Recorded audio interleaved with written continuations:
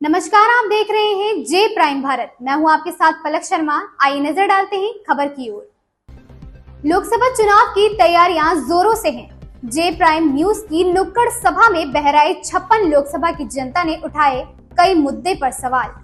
हर नेता, हर पार्टी देश की सिंहासन पर विराजमान होने का सपना देख रही है, लेकिन ऐसे में देश की जनता किसे सिंहासन पर बैठाएगी?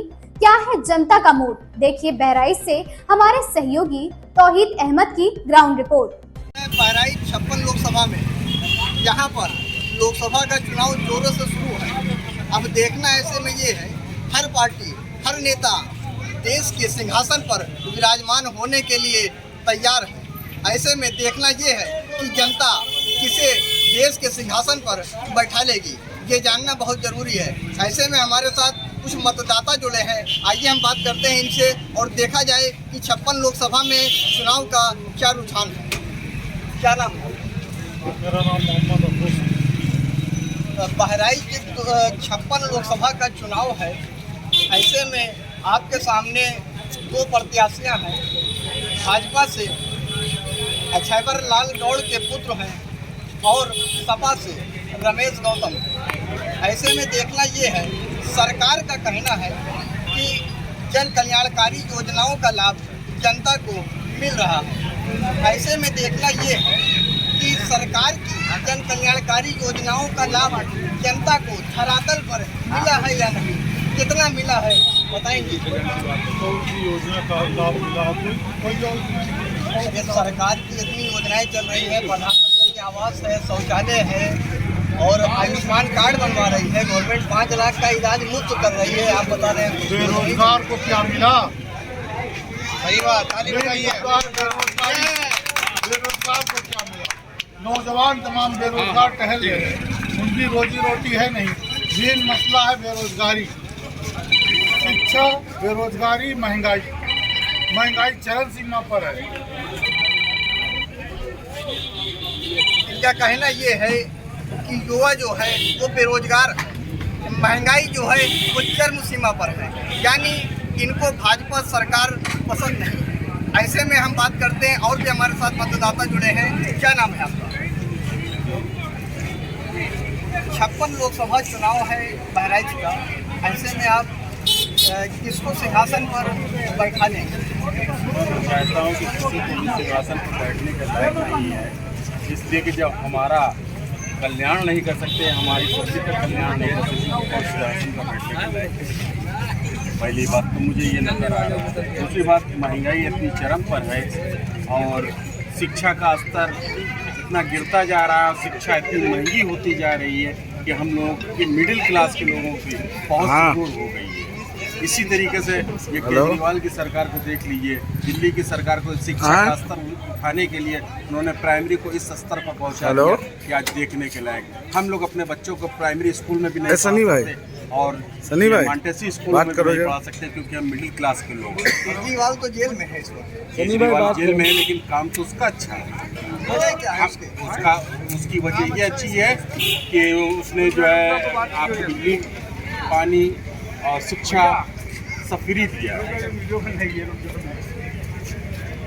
इनका कहना है कि सरकार कौन सिंहासन पर बैठेगी, हमारे हिसाब से कोई उस लायक नहीं है, ये इनका कहना रहा। ऐसे में और भी हमारे साथी मौजूद हैं, उनसे भी बात करेंगे। कुछ युवा मतदाता हमारे साथ मौजूद हैं। क्या नाम है आपका? मोहम्मद शरीफ खान। इस बार बहराइच 56 लोकसभा का चुनाव है जो तीसरे चरण में होना है 13 मई को। ऐसे में बहराइच का क्या माहौल है और जनता किसे चुन रही है? देखिए, बहराइच का माहौल ये है कि बीजेपी सिर्फ नफरत और राजनीति करती है। हिंदू, मुसलमान, मस्जिद, मंदिर, पाकिस्तान, ये छोड़ कर बीजेपी ऑटोमेटिक खत्म हो जाती है। हमारा चैलेंज सिर्फ नफरत फैलाती है। सरकार की जन कल्याणकारी योजनाओं का लाभ जनता को मिल रहा है, किसी को सरकार का कहना है। किसी को नहीं मिल रहा है। खाली मंच से बोलते हैं, नेता किसी को नहीं, विकास किसी को नहीं हुआ। सिर्फ एक चाय वाले का विकास हुआ है, बस विकास किसी का नहीं हुआ। आयुष्मान कार्ड बनवाया है सरकार ने, जिससे 5 लाख का फ्री इलाज करवाया है। आवास बनवाया है, प्रधानमंत्री आवास और शौचालय बनवाए हैं। इस तरह से जुड़ी हुई कई योजनाएं सरकार ने जारी की है। आप बता रहे योजना का कोई लाभ नहीं है। कोई लाभ नहीं है, खाली टीवी पे दिखा देते हैं बस, कोई लाभ नहीं है।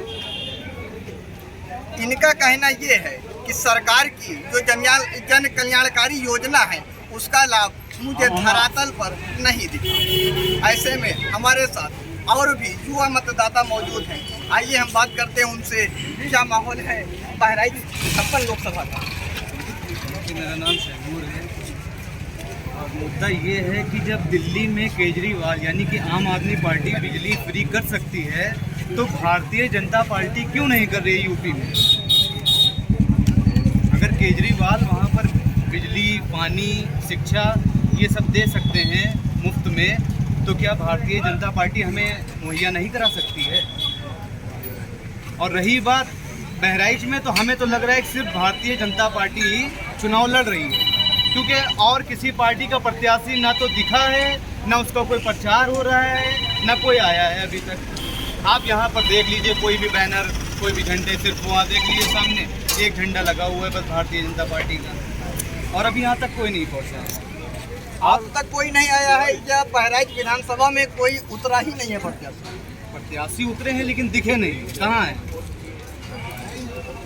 प्रत्याशी? उतरे हैं लेकिन भारतीय जनता पार्टी जो चुनाव लड़ रही है उसके प्रत्याशी जिस तरह से रेल की तरह, डब्बों की तरह भाग रहे हैं, वो सपा हो, कांग्रेस हो, अभी तक सब पीछे बैठे हुए हैं। देखा जाए कि भाजपा सरकार जो चुनाव लड़ रही है वो जमीनी स्तर से लड़ रही है।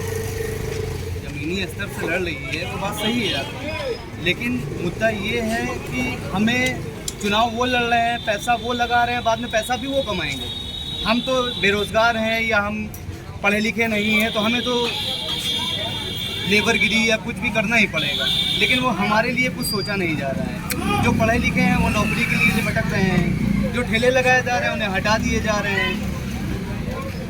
केंद्र में 2 बार भाजपा सरकार रही, दोनों बार बहराइच की विधानसभा में प्रत्याशी दूसरे रूप में देखे। इससे पहले इस खबर में बस इतना ही। देखते रहें जे प्राइम भारत।